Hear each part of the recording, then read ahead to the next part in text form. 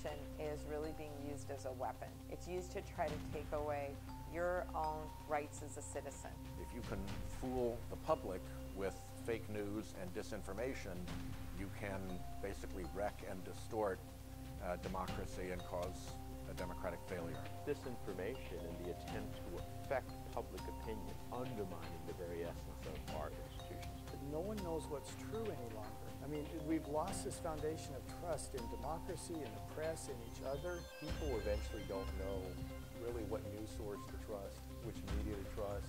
This is a new frontier, so to speak. 21st century tools is what the Russians are using today, and it's not 20th century anymore. So we have to adjust our strategy to 21st century as well. We need, as a government, to be pushing back on those foreign governments that are engaged in fake news and information. It's not like you can pass a law saying it's against the law to provide disinformation, right? We have freedom of speech. People can say things or write things or report things as they will.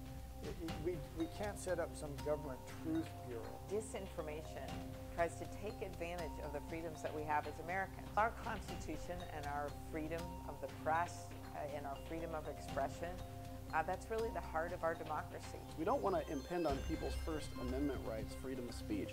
But at the same time, if something's fake news, it ought to be flagged, and we ought to figure out how to work through that with the Constitution.